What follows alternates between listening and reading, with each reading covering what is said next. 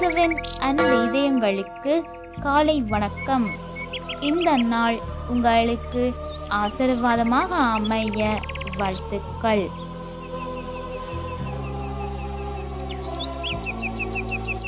இப்புதிய நாளுக்கான ஆசீர்வாத இறைவசனம் அபகுக் அதிகாரம் 3 இறை வார்த்தை 19.